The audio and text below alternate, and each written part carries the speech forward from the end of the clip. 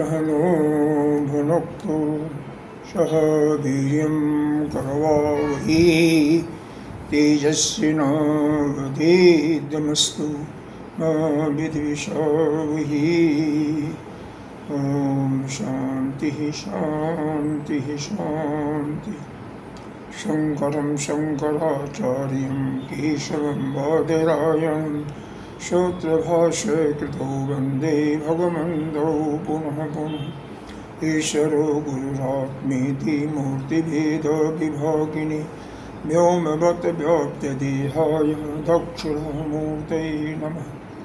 अखण्डमण्डलाकारं व्याप्तं येन चराचरं तत्पदं दर्शितं येन तस्मै श्रीगुरुवे नमः। अज्ञानतिमिरान्धस्य ज्ञानाञ्जनशलाकया चक्षुरुन्मीलितं येन तस्मै श्रीगुरुवे नमः। गुरुर्ब्रह्मा गुरुर्विष्णु गुरुर्देवो महेश्वरः गुरुः साक्षात् परं ब्रह्म तस्मै श्रीगुरुवे नमः। त्वमेव माता च पिता त्वमेव त्वमेव बन्धो च सखा त्वमेव त्वमेव वेद्यो द्रविडं त्वमेव सर्वं मम देवदेव।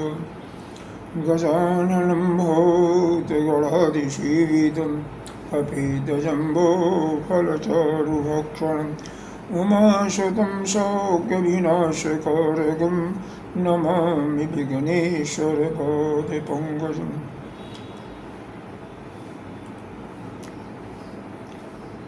अनंत श्री विभूषित 1008 श्री पंचायती महानिर्वाणी अखाड़ा की वरिष्ठ श्रोती वरिष्ठ महामलेश्वरी मुक्त प्रदेश समाज के अध्यक्ष श्री सद्गुरुदेव भगवान के चरणों में कोटि कोटि नमन बंदन। सभी भक्तजन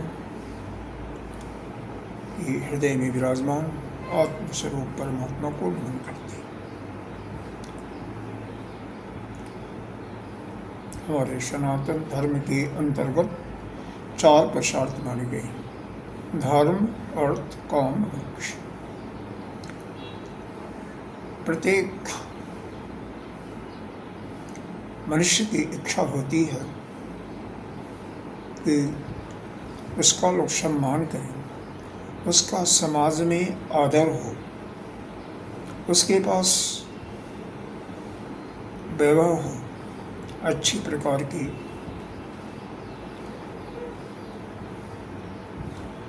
अच्छा भवन, अच्छा कार, अच्छे प्रजा, यह नाना प्रकार की जितने भी संसार की सुख सुविधाएं हैं वह प्रत्येक मनुष्य ही चाहता है कि हमारे पास सभी सुविधाएं हों और हम सबसे संपन्न जीवन व्यतीत करें।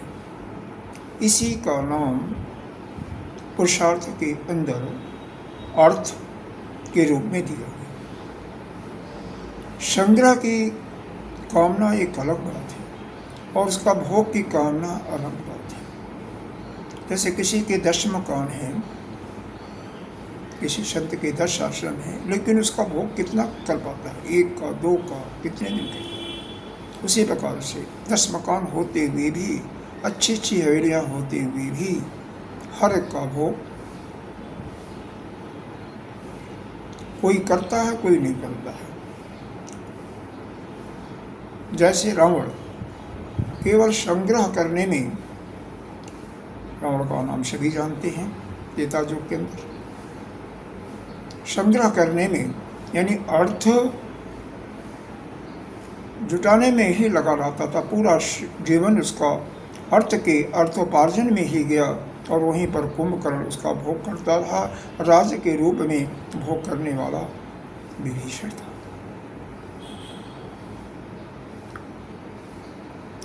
तो लेकिन यह अर्थ और भोग, यह दोनों जब धर्म के अनुसार एक तीसरी चीज होती है, अंदर से एक वृत्ति उठती है सभी के हृदय से कि नहीं भाई, जैसे आप भोजन कर रहे हैं, कितना भी स्वादिष्ट भोजन क्यों न हो, नहीं बस सब नहीं करना। ऐसा जब वृत्ति उठती है यानी जो अंदर से अपने किसी काम को करने के लिए मना कर देती, नहीं बस अब हो गया, वही उसी को आप धर्म कहते हैं। इसी धर्म की परिभाषा आदि गुरु शंकराचार्य जी ने दिया है गीता जी की, श्रीमद् भगवद गीता की भाष्य में प्रारंभिक में दिया है। क्या दिया है? जगतस्य स्थिति कारणम, जगत के स्थिति का जो कारण है, ऐसा कर्म जो जगत की स्थिति ठीक ठाक रखे।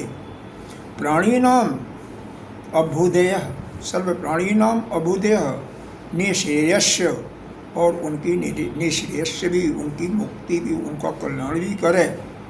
जह स धर्म, धर्म की परिभाषा क्या? जगत स्थिति कारणम, जगत की स्थिति को ठीक ठाक रखे, प्राणियों, सभी प्राणियों का उनकी हित करे, उन्नति करे, और सब, और मुक्ति, अंत में उनका मुक्ति भी प्रदान करे, यानी उनका ऊर्ध्वगमन भी कराए, उसी को धर्म कहते हैं। तो इस धर्म के अंतर्गत अर्थोपार्जन करना और उसका भोग एक लिमिट के अंदर करना। जितनी आपकी मिनिमम आवश्यकता है इस शरीर को कायम रखने के लिए, उतना ही करना चाहिए। जैसे किसी को कमर में प्रॉब्लम है, बहुत बड़े बड़े महल उसके पास मौजूद हैं, लेकिन अगर उन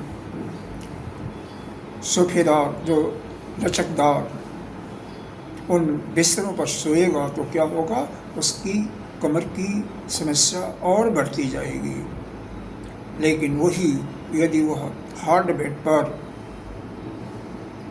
अगर विश्राम करता, क्योंकि डॉक्टर उसके लिए पहली एडवाइस देते हैं कि हार्ड बेड पर सो, अरे ज़मीन पर न सोए, लेकिन तब तो हो एक दरी चद्दर बिछा ले, या 1 किलो रुई का पतला सा गद्दा, और उसके बाद उस पर चद्दर बिछा करके सोता है तो उसको आराम मिलेगा, उसका संकट कम होगा, दर्द कम होगा। तो तात्पर्य है कि हमें अर्थोपार्जन, अर्थ या भोग, यह धर्म के अंतर्गत ही करना चाहिए। बहुत साधारण रूप में एक आम बोलचाल की भाषा में धर्म की परिभाषा संतों ने बताई है कि जो आपको अच्छा लगता है वैसा ही आप दूसरों के साथ व्यवहार करें। आप चाहते हैं कि लोग हमारे साथ ऐसा ही व्यवहार करें, तो आप भी उनके साथ वैसा ही व्यवहार कीजिए। जो आपको लगता है ऐसा व्यवहार आपको अच्छा नहीं लगता है, दूसरे न करें, तो आप भी वैसा व्यवहार किसी के साथ न करें। आपको लगता है कि हमसे सभी लोग सत्य बोलें, तो आप भी दूसरों के साथ सत्य ही बोलिए। जो आपको पसंद है, ये बहुत ही सिंपल वे में, साधारण तरीके में धर्म का परिभाषा। जो आपको अच्छा लगे वैसा ही आप दूसरों के साथ बर्ताव कीजिए, तो दूसरे भी वैसा ही बर्ताव करेंगे। और जो लगता है कि नहीं, ऐसा हमें किसी के साथ बर्ताव नहीं करना चाहिए, दूसरे हमारे साथ बर्ताव ना करें, तो आप भी उनके साथ उस प्रकार का बर्ताव किसी के साथ भी न कीजिए। इसको भी एक धर्म की परिभाषा दी है।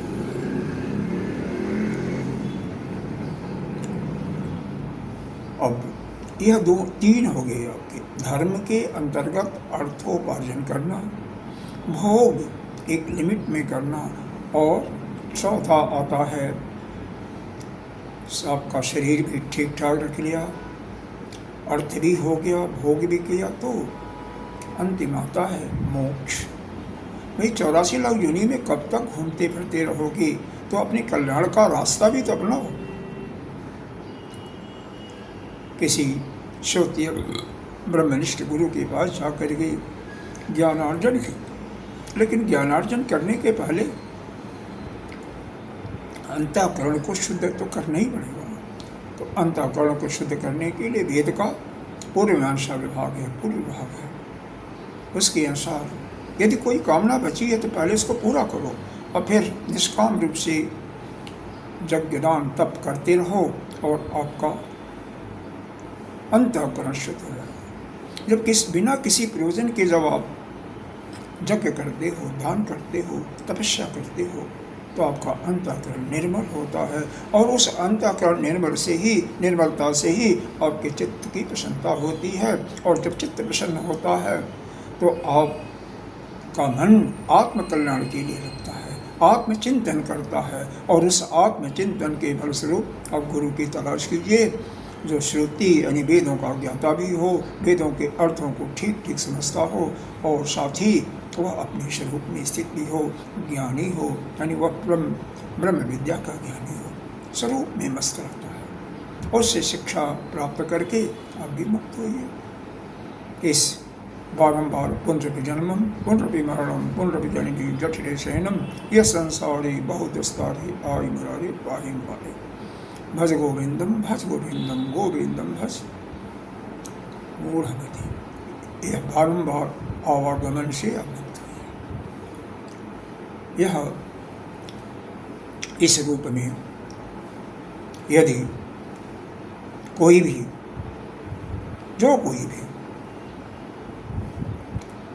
अर्थ का उपार्जन, भोग इस धर्म और मोक्ष के अंतर्गत करता है, ये दोनों नदी के दो किनारे हैं और उसी के अनुकूल, जो धर्म के अनुकूल नहीं है, नहीं अर्थ का उपार्जन ईमानदारी और परिश्रम से करना और उसको केवल कम से कम जितने में आपका शरीर का निर्वाह हो सके उतना करना, बाकी अपने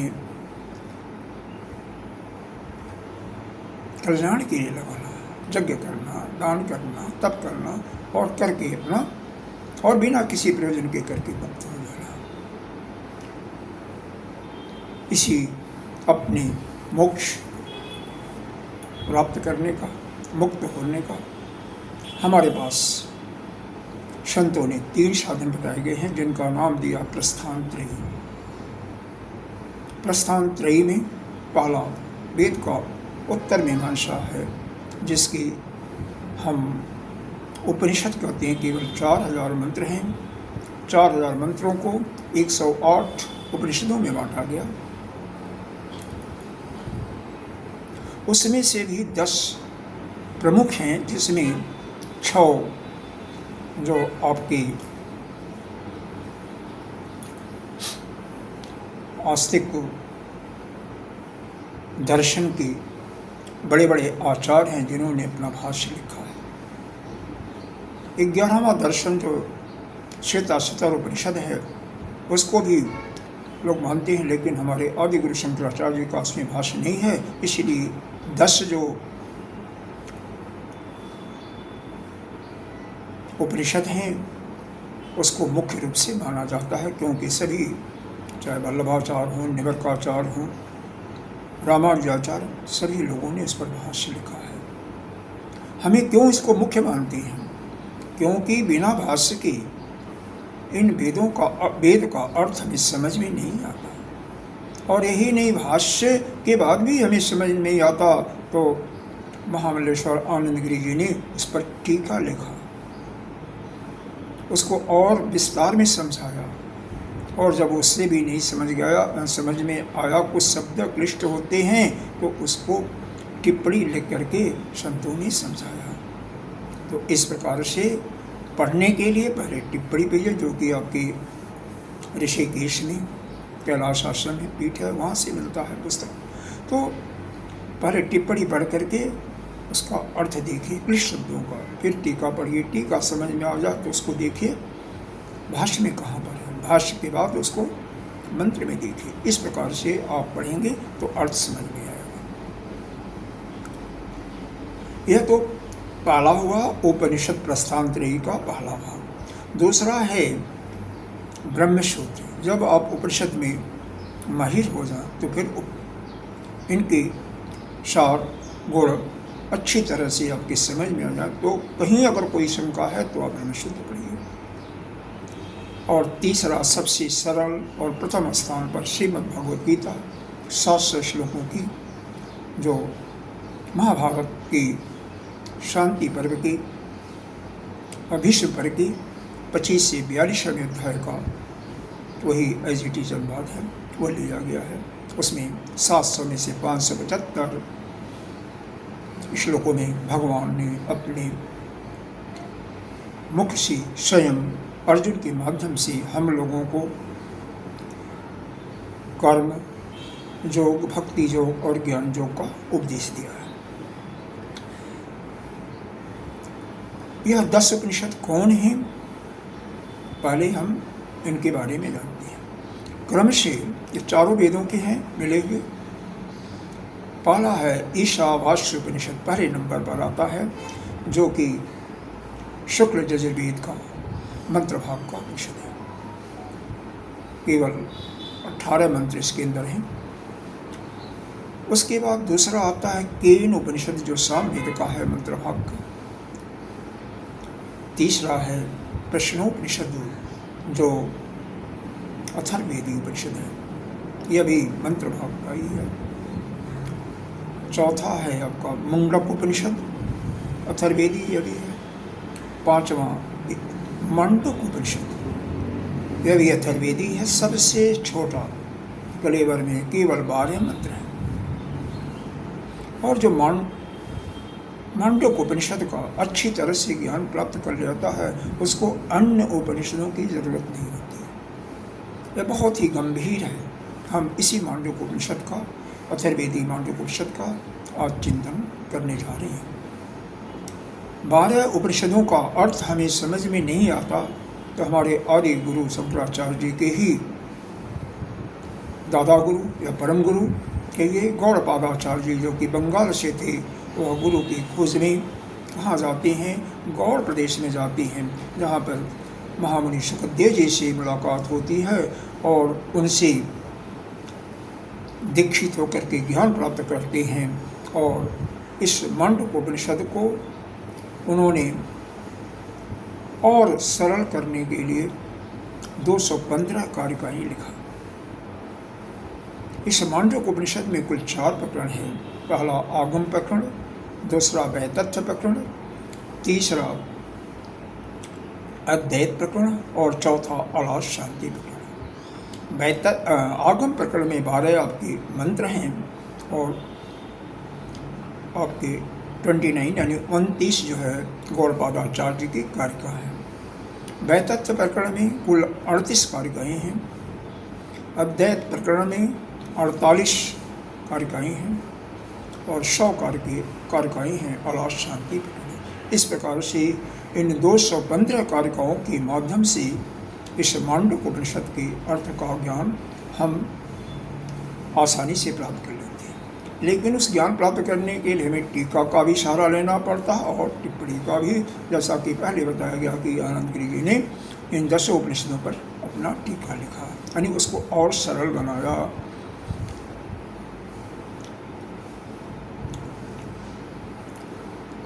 छठा उपनिषद की श्रेणी में यह मांडूक्य उपनिषद हो गया।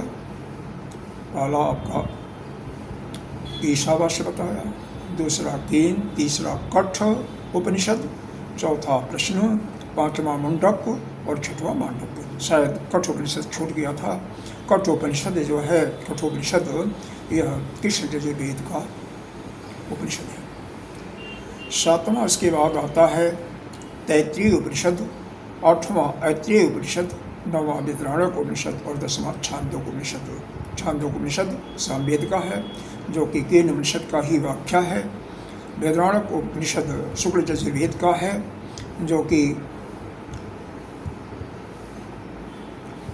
सामवेद के अंतर्गत आता है और केन उपनिषद की ही व्याख्या है।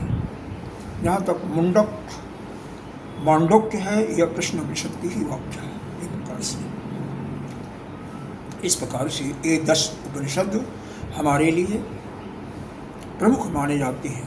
प्रमुख इसीलिए माने जाते हैं कि इनका अर्थ उस भाष्य, टीका और टिप्पणी के भाष्य, टीका और टिप्पणी के साथ हमें आसानी से समझ में आ जाता है। बाकी सभी उपनिषद श्रेष्ठ हैं, लेकिन चूँकि उनका अर्थ हमें समझ में आसानी से नहीं आता कि उन्होंने भाष्य उस पर महापुरुषों ने नहीं लिखा, इसलिए हालांकि कुछ के भाष्य मिलते भी हैं, लेकिन सभी के छौ जो आस्तिक दर्शन के आचार्य हैं उनका भाष्य एक साथ नहीं मिलता।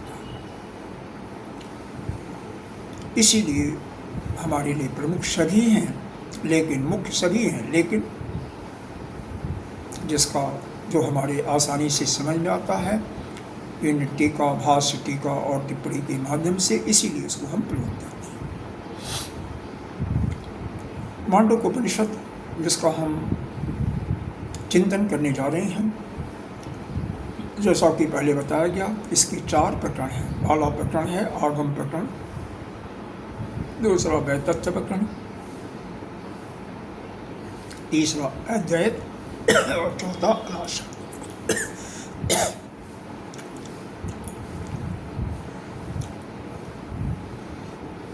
मांडुक्य उपनिषद मांडुक्य नाम क्यों पड़ा, इस पर भी विचार करते हैं। मांडुक्य परंपरा में एक ऋषि थे जिसकी देखो एक कहानी करते हैं। वशिष्ठ जी एक बार, वशिष्ठ ऋषि को सभी जानते होंगे, अयोध्या में जो रामचंद्र, श्री रामचंद्र जी के ही गुरु थे। एक बार अकाल पड़ गया था, तपस्या तो उन्होंने यज्ञ कर दिया। यज्ञ के माध्यम से जब बारिश होने को हुआ तो मेढक को टर टर की आवाज़ें सुनाई दी, बहुत खुश हुई और उन्होंने, बारिश भी हुई क्योंकि मेढक हमारे ये परंपरा में ऐसा माना जाता है कि जब मेढक की आवाज़ तभी निकलती है जब बारिश होने को होता है या बारिश हो जाती है। तो बारिश हुई भी, उन्होंने इनको आशीर्वाद दिया कि तुम्हारे कुल में कोई भी अज्ञानी नहीं रहेगा। ऐसी मांडुक्य परंपरा से ही एक ऋषि हुए जिन्होंने मांडुक्य उपनिषद का लेखन किया, लिखा, और उसी कारण से इसका नाम मांडुक्य उपनिषद पड़ा। मांडुक्य उपनिषद,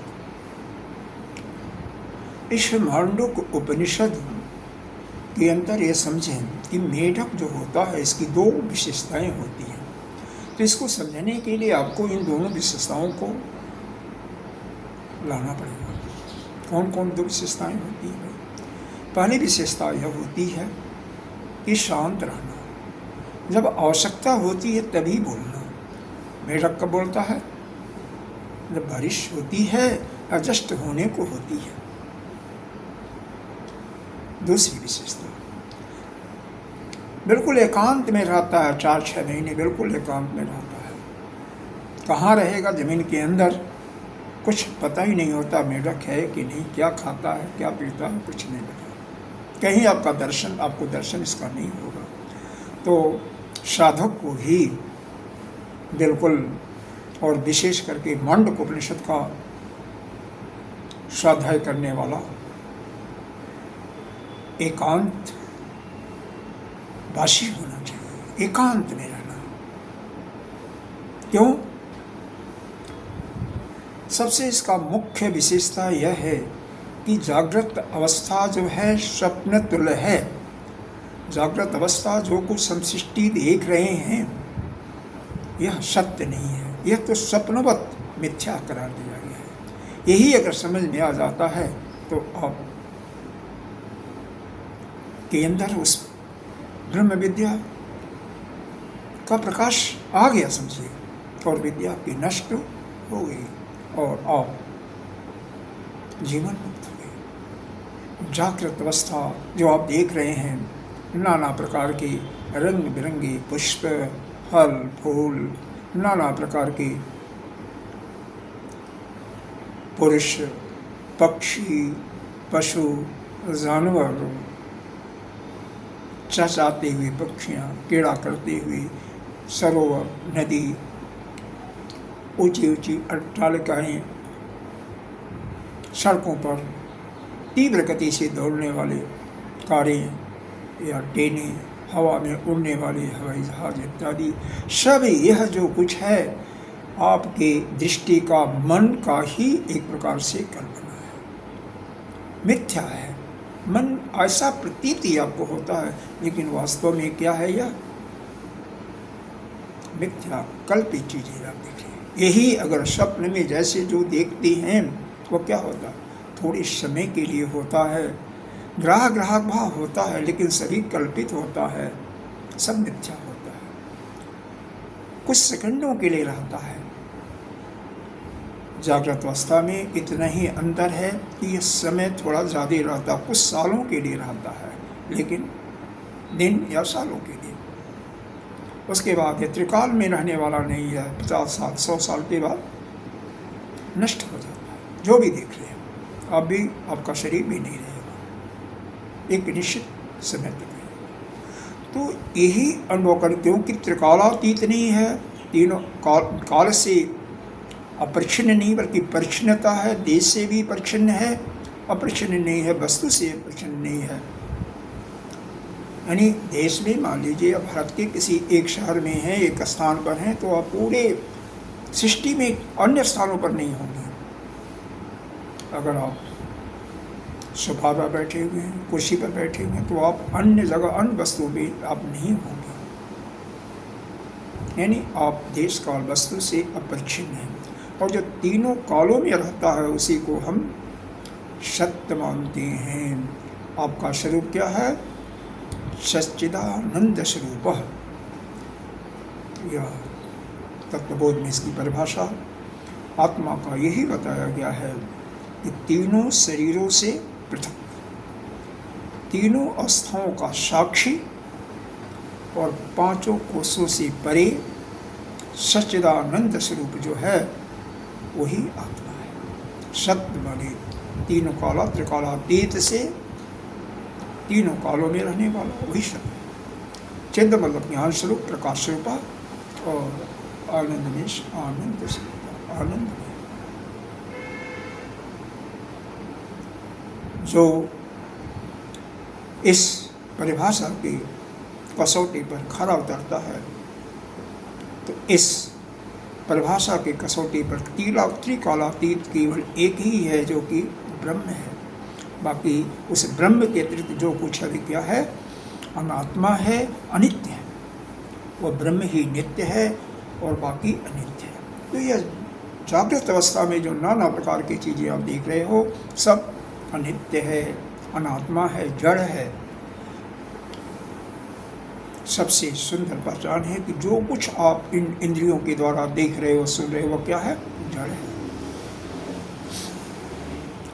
आप उस ब्रह्म को, उस आत्मा को नहीं देख सकते। वो देखने वाली, वो तो अग्राह्य है, निराकार है, उसका कोई लक्षण भी नहीं है, अव्यवहार्यम है। वह तो शिव स्वरूप है, अद्वैत है, निर्गुण, निष्क्रिय, निर्विकार, यानी कोई अवयव भी नहीं है उसके। वैसा स्वरूप आपका है। आपकी अपनी आत्मा ही वह परब्रह्म की है। आप उसको पहचानिए।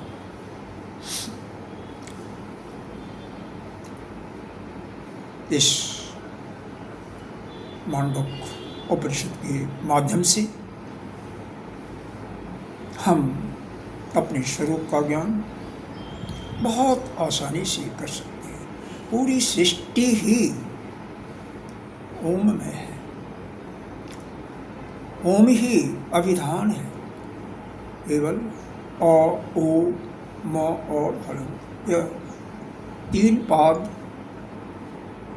जागृत स्वप्न सुषुप्ति को प्रदर्शित करते हैं, और हलंत जो है वह चौथा, तुरीया, चौथा नहीं है बल्कि उसको तुरीया है, तुरीयावस्था।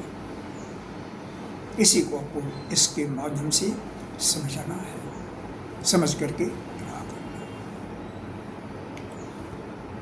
अगर किसी ने प्रश्न किया, अगर मान लीजिए मांडुक्य उपनिषद का हमने बड़े सिंसियरली चित्त को एकाग्र के श्रवण मनन निध्यासन किया, फिर भी समझ में नहीं आया तो क्या करें? तो यह हुआ कि भाई आप 10 उपनिषदों का पाठ करो। 10 के पाठ करने से, 10 का स्वाध्याय करने से भी आपको ज्ञान नहीं प्राप्त हुआ तो ब्रह्मसूत्र का अध्ययन करो, श्रीमद् भगवद गीता का करो। प्रश्न उठता उसके बाद भी नहीं ज्ञान हुआ तो आप पुराणों को सुनो, 18 पुराण हैं उनको भी सुनो। उससे भी नहीं ज्ञान प्राप्त होता है तो इतिहास पढ़ो, यानी महाभारत और रामायण।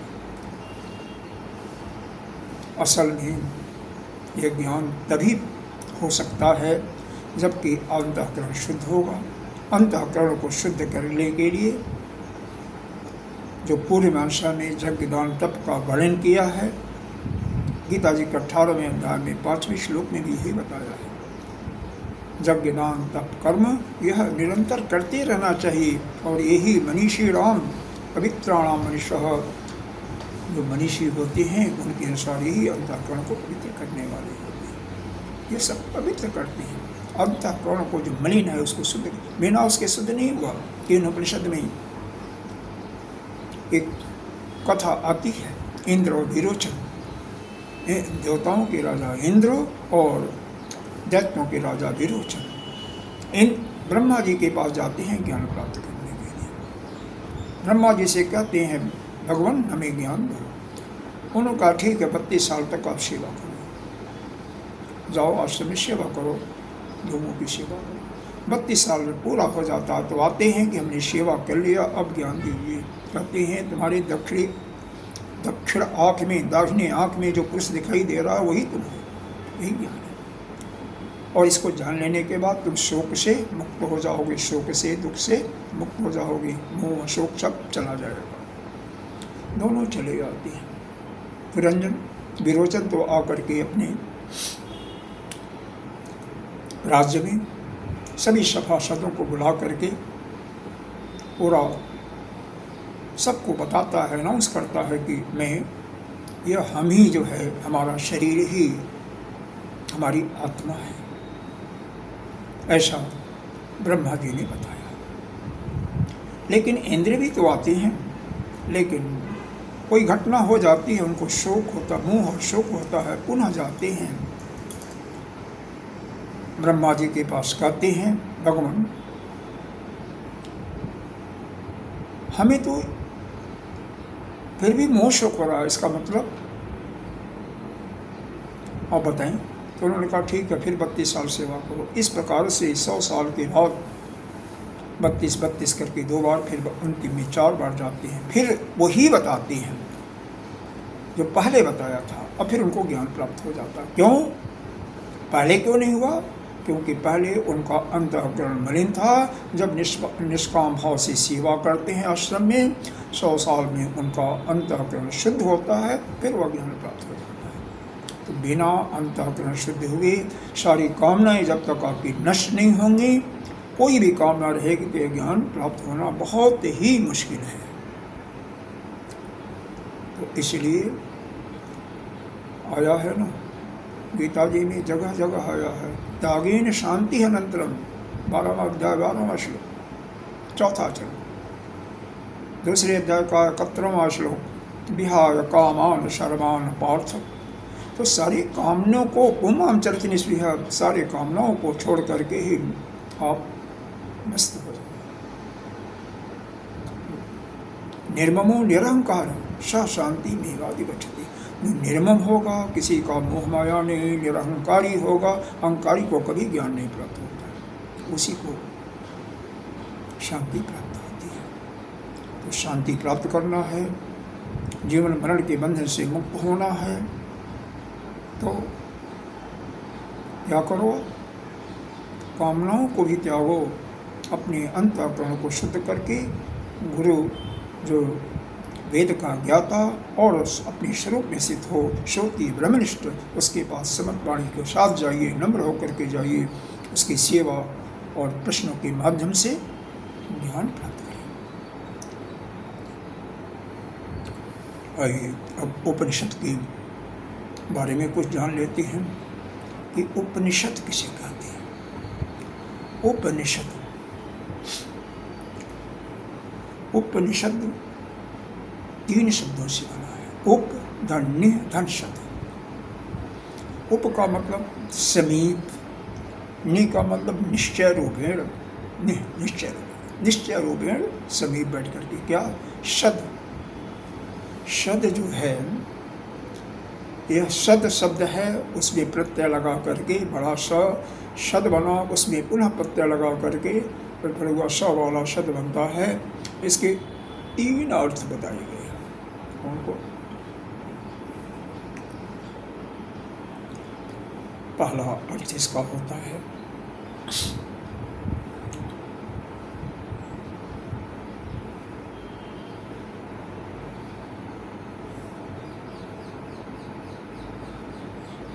अवसाधन, दूसरा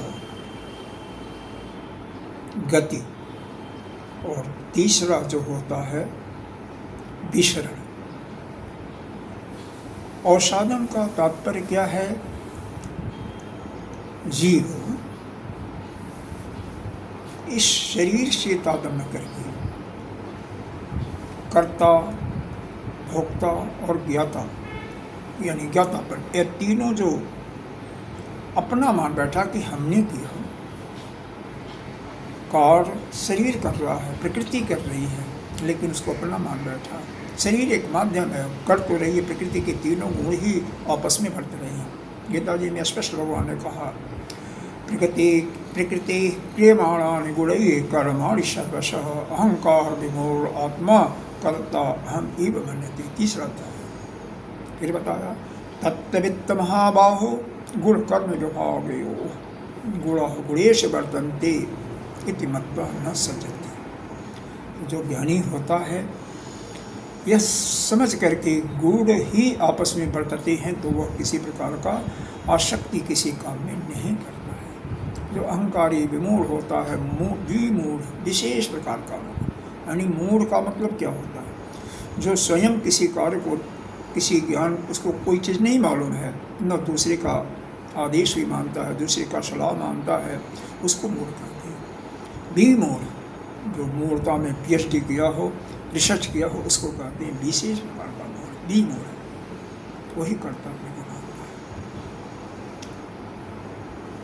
ये तीनों ग्रंथियाँ जीवित भाव जो आपके अंदर आई हैं, उनका क्या होता है? अवसाधन। धीरे धीरे क्या होता है? वो ढीली पड़ जाती हैं, वो गांठें ढीली पड़ जाती हैं, और उसमें गति हो करके विसरण यानी धीरे धीरे विनश्यति, वह विनष्ट हो जाता है। और आप यह ग्रंथियाँ समाप्त हुई, आपका जीवित भाव समाप्त हुआ, और आप अपने स्वरूप में स्थित हो जाते हो। यह उपनिषद, उपनिषद ग्रंथ का नाम भी हम कहते हैं। तो ग्रंथ, केवल ग्रंथ के पुस्तक को देखने से आपको ज्ञान की प्राप्ति नहीं होगी, बल्कि उस उपनिषद नामक जो पुस्तक है, श्रेष्ठ गुरु जो श्रुति ब्रह्मनिष्ठ है, उसके पास जाकर के जब आप स्वाध्याय करेंगे, जब वह शब्दों के अर्थ को ठीक ठीक बताएगा, आपको समझाएगा, और उस पर मनन करेंगे, और निध्यासन के माध्यम से जब उसको अपने अंदर धारण कर लेंगे, तो आपको ज्ञान की प्राप्ति होगी। इसीलिए श्रवण का मतलब आपकी पूर्ण रूप से आपकी चित्त की एकाग्रता हो। चित्त की एकाग्रता इतनी हो कि जो गुरु के द्वारा उपदेश दिया जा रहा है, उसके अतिरिक्त कुछ भी, कोई भी आवाज़ आपको सुनाई न पड़े, इतना आपका चित्त एकाग्र हो। दूसरा, मनन। जो शंका बीच में हो जाता है, उसको बाद में चिंतन कीजिए, और जो शंका हो गई वह गुरुदेव से पूछ करके या स्वाध्याय करके उसका निर्मूलन कीजिए, उसको समाप्त कीजिए। कोई शंका, जो संशय रहित, संशय युक्त होता है, उसका कभी भी कल्याण नहीं होता। संशय रहित बनिए। और तीसरा, संशय मुक्त हो गया तो बीच बीच में निध्यासन, बिल्कुल चित्त की एकाग्रता हो गई। बीच बीच में अगर कोई विक्षेप उठता है, मान लो किसी चीज़ का आप चिंतन कर रहे हो, आप उपनिषद का चिंतन कर रहे हो और कहीं मन कहीं और अचानक चला गया, तो उसको पुनः वो जो विक्षेप उठता है, जो शरीर आपके अंतःकरण में मल है उसके कारण से उठता है, उसको भी निर्मूल करना है। जैसे नीचे गड्ढा है कोई, उसमें मलबा पड़ा हुआ है, गंदगी पड़ी हुई है, उसके ऊपर नित्य प्रति यदि इत्र फुलेल डालते रहो, सुगंधी इत्यादि डालते रहो, कुछ दिनों के बाद उसमें से गंध नहीं उठेगी, वह ऊपर जो डाल रहे वही महक उठेगी। लेकिन कभी कभी बीच में से उसके अंदर से दुर्गंध भी आएगी, तो वह दुर्गंध आएगी, उसको भी दूर करना है ना, उसी को विक्षेप करना। जो आपके अंदर मल पहले से है वही विक्षेप के रूप में आता है, उसको भी दूर करना और उसका निराकरण कर देना कि कभी भी आप एकाग्रचित्त होकर के चिंतन कर रहे हैं तो कोई भी विक्षेप न आए, शंका भी नहीं है, कोई विक्षेप नहीं उठता है। उसी को कहते हैं आप श्रवण किए हैं, श्रवण मनन यानी निध्यासन, तीन होकर के आप उसको उसका साक्षात करना, उसको अंदर ग्रहण करना, मतलब उसके भाव को अपने अंदर दृढ़ कर लेना। और जब दृढ़ता आ गई तो आप तभी आपकी मुक्ति हो सकती है, क्योंकि जब तक पूर्ण रूप से ज्ञान प्राप्त नहीं होगा, जब तक ये तीनों ग्रंथियाँ आपकी नष्ट नहीं होंगी तब तक मुक्ति नहीं होगी। इसलिए इन ग्रंथियों को नष्ट करना ही है, जीवत्व भाव को नष्ट करना ही है। वास्तविकता तो ये है, जीव कहीं सत्य नंबर 1 वेदांत कहें तो जीव की उत्पत्ति ही नहीं है कहीं। इसी मांडव्यकारिका में अद्वैत प्रकरण में भी आता है और अलाशांति प्रकरण में आता है। न जायते जीव, जीव कहीं उत्पन्न ही नहीं हुआ,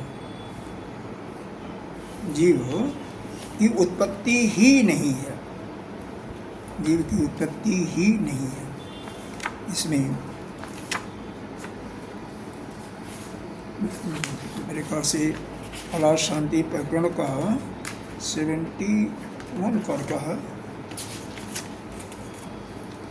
न कश्चित जायते जीवः संभव अस्य न विद्यते एतत् उत्तम सत्यम यत्र किंचित न जायते।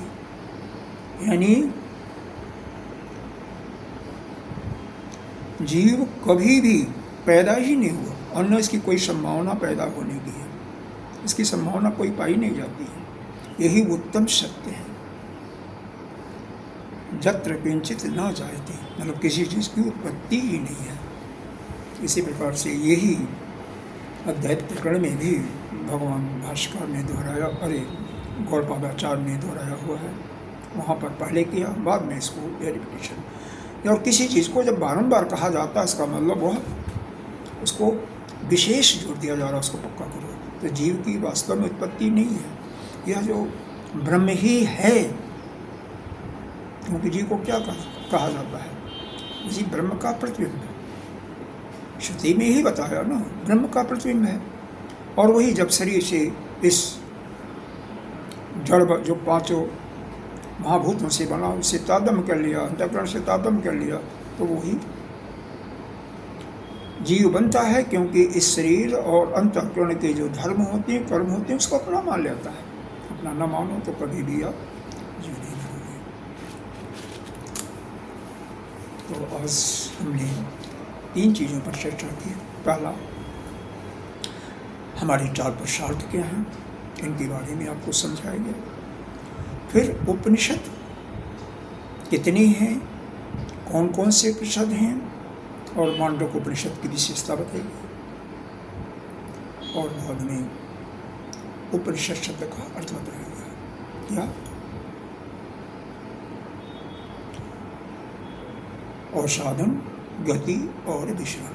उप माने निश्चित, अरे उप माने समीप, नी माने निश्चय। निश्चय रूप से समीप बैठ करके अपने ग्रंथियों को ढीला करके और क्या उनको नष्ट करके उस ज्ञान को प्राप्त कर लेना या उस परमात्मा से मिला देना गति करके, इसके माध्यम से उस परमात्मा से एकीकरण हो जाना, यही आपका धर्म है। इसी के साथ हम आज का यही पर समाप्त करते हैं। ओम भद्रं कर्णेभिः श्याम देवा भद्रं पश्येमाक्षवीर्यजत्राः स्त्रैरङ्गैः तुष्टवान् स्वस्ति नो भीवशेम देवहितं मदाय स्वस्ति न इन्द्रो वृषभा स्वस्ति न पूषा विश्ववेदाः स्वस्ति नस्ताक्षरो वृष्णिनेमि स्वस्ति नो बृहस्पतिर्दधातु। ओम शांति शांति शांति।